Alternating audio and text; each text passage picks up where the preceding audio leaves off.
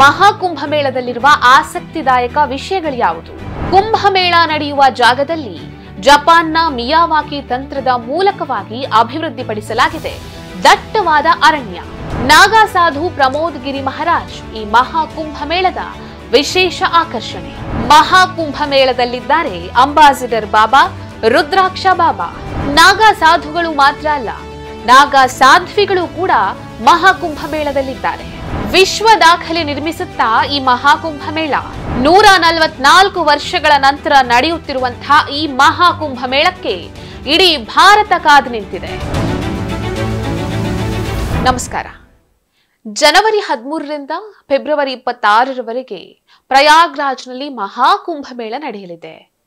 ಇದು ಒಂದಲ್ಲ ಎರಡಲ್ಲ 144 ವರ್ಷಗಳ ನಂತರ ಇದೀಗ ಮಹಾಕುಂಭಮೇಳ ನಡೆಯಲಿದೆ. 40ರಿಂದ 50 ಕೋಟಿ ಭಕ್ತರು ಈ ಮಹಾಕುಂಭಮೇಳದಲ್ಲಿ ಭಾಗವಹಿಸಲಿಕ್ಕಿದ್ದಾರೆ.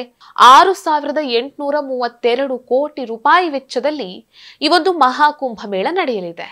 ಇನ್ನೇನು ಕುಂಭಮೇಳಕ್ಕೆ ಕೇವಲ 3 ದಿನಗಳು ಮಾತ್ರ ಬಾಕಿ ಇದೆ.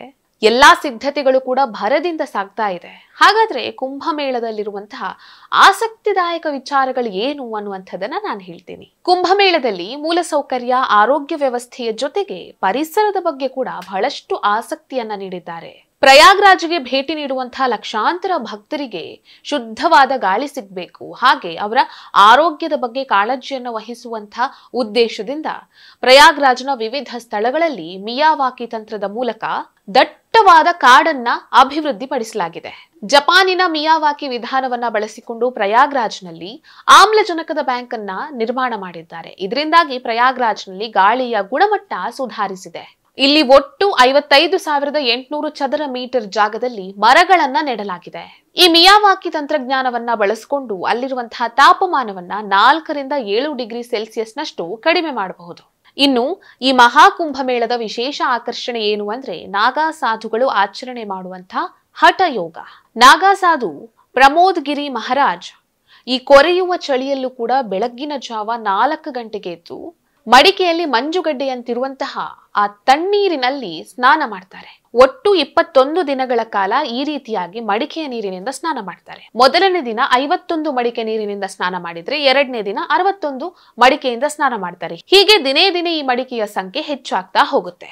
ಸ್ನಾನ ಆದ್ಮೇಲೆ ಮೈತುಂಬ ಬೂದಿಯನ್ನ ಬಳ್ಕೊಂಡು ಬೆಂಕಿಯ ಮುಂದೆ ಕೂತು ಆಳವಾದ ಧ್ಯಾನದಲ್ಲಿ ಮಗ್ನರಾಗ್ತಾರೆ. ಇವರ ಈ ಹಠಯೋಗ ನೋಡುಗರನ್ನ ನಿಬ್ಬೆರಗುಗೊಳಿಸುತ್ತೆ. ನೀವು ಬಾಬಾಗಳ ಬಗ್ಗೆ, ನಾಗಾ ಸಾಧುಗಳ ಬಗ್ಗೆ ಕೇಳಿರ್ಬೋದು, ಆದ್ರೆ ಅಂಬಾಸಿಡರ್ ಬಾಬಾ, ರುದ್ರಾಕ್ಷ ಬಾಬನ ಬಗ್ಗೆ ಕೇಳಿದ್ದೀರಾ?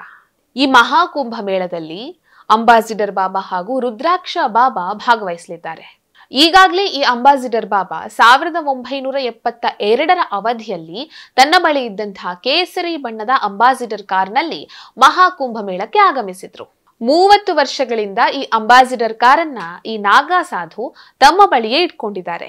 ಈ ನಾಗಾ ಸಾಧುವನ್ನ ನೋಡೋದಕ್ಕಾಗಿ, ಇವರ ಈ ಕಾರನ್ನ ನೋಡೋದಕ್ಕಾಗಿ ಭಕ್ತರು ಮುಗಿಬೀಳ್ತಿದ್ದಾರೆ. ಮಹಾಕುಂಭಮೇಳದಲ್ಲಿ ಭಾಗಿಯಾಗಿರುವ ಮತ್ತೊಬ್ಬ ನಾಗಾ ಸಾಧು ಯಾರು ಅಂದ್ರೆ ರುದ್ರಾಕ್ಷ ಬಾಬಾ. ಇವರು 11,000 ರುದ್ರಾಕ್ಷಿಗಳಿಂದ ಮಾಡಿರುವಂತಹ 108 ರುದ್ರಾಕ್ಷಿ ಮಾಲೆಗಳನ್ನ ಹಾಕೊಂಡಿದ್ದಾರೆ.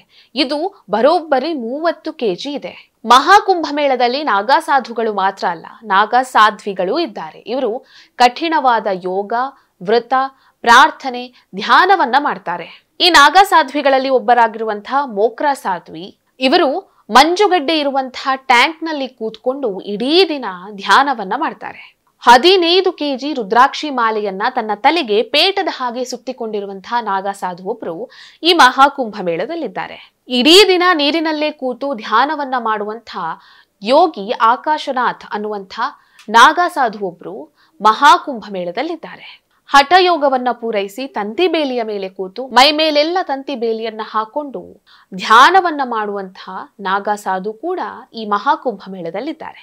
ಈ ಮಹಾಕುಂಭಮೇಳ 450 ಮಿಲಿಯನ್ ಜನರನ್ನ ಒಗ್ಗೂಡಿಸುವ ಮೂಲಕ ವಿಶ್ವ ದಾಖಲೆಯನ್ನ ಮಾಡೋದಕ್ಕೆ ಹೊರಟಿದೆ.